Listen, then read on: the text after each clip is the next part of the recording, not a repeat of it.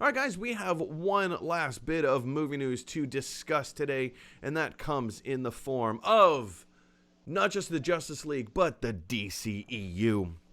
If you have been keeping tabs on the Justice League movie, on the Flash movie, on Man of Steel, on Batman vs. Superman, on Wonder Woman, on Shazam, on Aquaman, on Suicide Squad, you would know there is very little consistency between these films. Like the main three, I guess you could say, like Man of Steel, Batman vs. Superman, maybe a little bit of Wonder Woman. Kind of, I mean, the Wonder Woman movie kind of stands alone on its own thing. It ties in a little bit. I guess you could say the same thing for the Suicide Squad. It kind of ties in a little bit, or even Aquaman. Yeah, it kind of ties in a little bit, or Shazam. It kind of ties in a little bit, but all those other ones kind of they're more so standalone films.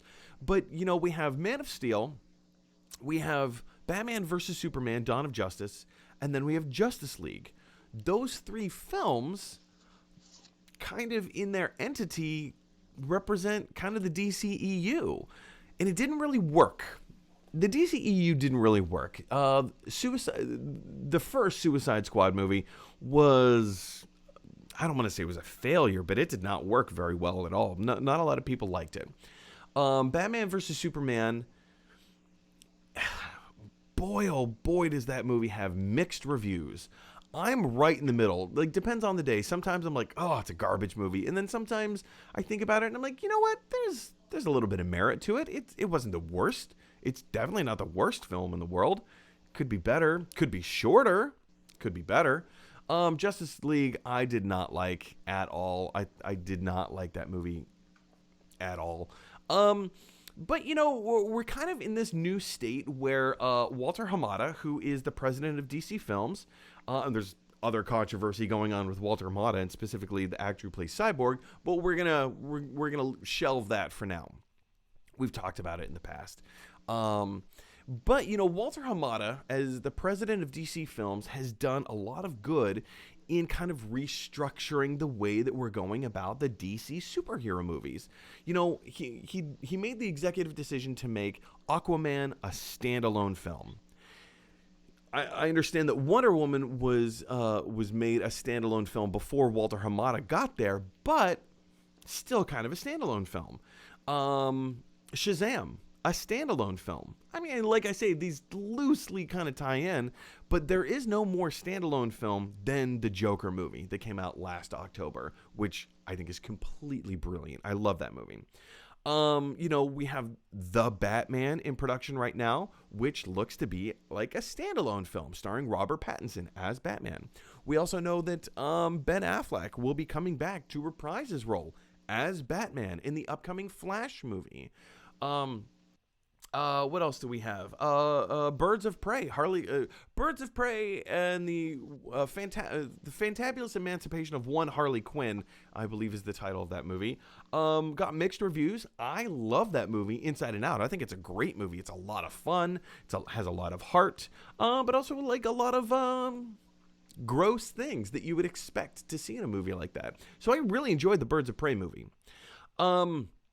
But Josh, we're starting to see a lot of like these standalone films, these standalone superhero movies. We have the upcoming Flash movie, which actually might help to not to retcon per se, but to fill in the gaps as to why there's all these different universes, all these different standalone parallels. In the comics we have like Earth 1 and Earth 2 and Earth 3 and so forth and whatever, Infinity. So how do you see the future of the DCEU going down? Do you think we're going to get another Justice League movie? Do you think they're going to do it better? Do you think they're going to follow the model of Marvel? How do you see all this stuff shaken down? It's a great question. And as you know, comics and comic book movies are not my strong suit. However, I definitely love keeping up with kind of what's going on and seeing what's happening. So I definitely think, in that regard, I don't have as much insight, but I would say it seems to me, and especially as someone maybe who isn't as into each of the individual properties in the Marvel universe and in the DC universe. However, I do love the movies. Like I love all the Avenger movies. I love all the Batmans. Batman '89 is like one of my favorites. Um, but, uh, but having said that, I think it's interesting because I feel like Marvel kind of somehow got the cinematic universe, and DC to me sort of seems like they've kind of just tried to be doing a lot of catch up and trying to like, hey, we're here too, like, hey, we got this thing too, and it's cool. And I don't know if there's a sort of feeling about that or an attitude about that that's affecting things with their universe. But I also feel like they have some really good properties, and they're just trying too hard to mush them together and really make it work in a cinematic universe. Like Superman is like one of the most iconic superhero figures of all time. Marvel or DC, doesn't matter. Same thing with Batman. And then you have like uh, Justice League and Fantastic Four. Is that? Oh, that's Marvel. Fantastic Four is Marvel. Okay, so that's Marvel. So, but they have Justice League. They've got Aquaman. They've got like the Flash. They've got a lot of. I've heard it spoken of a lot in the past, and one of the big problem. Well, first of all, you have the big problem of DC playing catch up, like what you said. Like Marvel, they took their time. They made one really good movie with Iron Man. And then they made another solid movie in The Incredible Hulk. It wasn't really good, but it was solid enough to say that, okay, cool, we're very slowly building a foundation. They made a really good movie with Captain America. They made a pretty good movie with Thor. And then bringing all these characters together was completely unprecedented in one of the greatest comic book movies ever, The Avengers. So they laid the groundwork. They took the time. But then, as you say, it's pretty obvious DC, they tried to jumpstart their cinematic universe with the Green Lantern movie starring Ryan Reynolds, and that just flopped miserably. But, once they restructured and they said, you know what, let's try to take this in the same direction as the Christopher Nolan Dark Knight movies, and hence we got Man of Steel, which continued on into Batman versus Superman, Dawn of Justice, and the tone just didn't feel right. But there's all of that. But there's also this idea that exists of how do you create or craft a story around gods? Look at Superman. He's the most powerful being in the universe so far, to date. He's the most powerful in the cinematic universe. He's the most powerful. He has very little can hurt him. Okay, there's a tiny little space rock. And that can hurt him. Nothing else does, but a tiny little space rock does. Okay, cool. And then you have Wonder Woman, who is the daughter of essentially she's kind of a god herself. You have Aquaman, who is the king of Atlantis. Kind of a godlike ability to swim underwater, to breathe underwater, and to speak with animals, underwater aquatics. You have the Flash, who is, yes, he's just a man. He's just a guy who can run really, really fast. He had this accident, right? He had an accident that made him the Flash. You have Batman, who is not quite a god. And, we've had so many great Batman movies. And I think that's why we keep going back to Batman, is because he's relatable. We can relate to this guy who's just angry and bitter and hates the state of the world, so he does something about it. I feel like we can relate to that. It's hard to relate to a godlike character like Superman, like The Wonder Woman movie was fantastic. But with these more godlike attributes, how do you make them relatable? How do you relate to a person that, you shoot them and bullets just literally bounce off? So that's, I don't know. How do you humanize a character like that, Josh? That's tough, and I think you bring up a really good point, because Marvel has, with the Avengers, those characters are all, at least a good chunk of them are all human. They're all fallible. They all have sort of certain abilities and things, like Bruce Banner is, he's a human, but when he gets angry, he becomes the Hulk. Peter Parker was a normal kid, but he got bit by a spider. Now he's Spider-Man. Iron Man is sort of the Bruce Wayne of the Marvel Universe, right? He's like the super rich inventor, create this great suit, but he's still human. So you have a lot more relatable Captain America. you have a lot of these relatable characters that you mentioned in this universe. And so that's in a weird way, I think, stacking the deck for Marvel, which is great. And you're right. Like DC has these characters that are, I mean, like, Superman is sort of an Achilles, right? Like it's like he's powerful except for this one spot on his heel, or sort of the Rock. You've got the Hercules, which is like the Wonder Woman. It's like the son, the slash daughter of gods, like, sort of this. There's a lot of and like Poseidon Aquaman, yeah, with Aquaman, and you've got a lot of this sort of Greek mythology, but it does sort of have this separation of like, well, that's great and all, but that's not something that like I feel like we can sort of aspire to or sort of like emulate because they have these otherworldly powers. So I mean, I don't know. Maybe that's in terms of style. Maybe that's and Batman, most successful. I would venture Superman and Batman, most successful properties. Of those two, Batman, most successful property for DC in terms of film. And Batman is exactly that. He's a character that you can relate to. He's a character that has deeply flawed, deeply, has a lot of things he's working through emotionally. So, I mean, that's a great character. I mean, and I hate to say it, but I mean, yeah, you're right. Batman is probably the best character of all of the Justice League characters because he is the most relatable. And that's probably why we have the most Batman movies out there. But I still see like something that I want to see more of is like, how do we humanize some of these characters? Like they're already crushing it with Wonder Woman, and we've only had one standalone Wonder Woman movie. We're still waiting on the second. Hopefully it'll come out on Christmas Day. It probably won't. It's probably the smart move for Warner Brothers to push that back maybe 6 months to a year. Probably the smarter move there. If movie theaters can survive. But I think they did a pretty good job with the Aquaman movie, and it's fantastic. It's like it was written and directed by Justin Lin, who did a whole bunch of the Fast and Furious movies, so it definitely has that bombastic, like over the top, this is ridiculous kind of thing, right? But it was fun, and it was humanizing because here's this guy who's in a fantastical position, who can do fantastic things, and he just wants to be left alone. It's very much that Logan, very much that Wolverine kind of lone wolf idea. And I think that's what's engaging about that. Right. Same thing with Wonder Woman. Here's this person who has this very specific view of what the world is, and when she goes out and ventures into the world for the first time, hang on, whoa, this is not what I was expecting. So we have this naivete, this humble innocence that we want the world to be sometimes, Right. With Superman, I want, what are the weaknesses of Superman besides a little bit of space rock, a little bit of kryptonite, his love for Lois Lane, it's the people around him that can be hurt. And I think they kind of explored that a little bit in BVS, but I need more humanity. And I think that's what's great about Shazam is that he's a boy.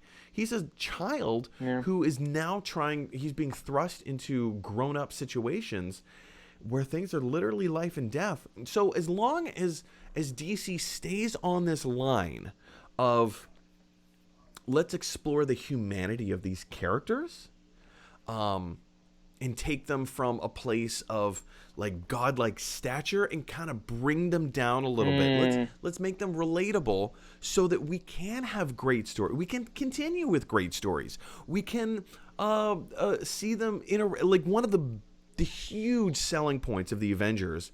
Yes, superheroes. Yes, they save the day, blah, blah. Yes, action and whatever. But they hate each other. They do not get along. They are not a functioning team. And it's so endearing. And I think we need more of that. That's why Justice League just didn't work. Hey, I'm putting a team together. I'm going to get you, and I'm going to get you, and I'm going to get you. I don't want to be a part of it. Okay, I'll be part of your team, right? Yeah.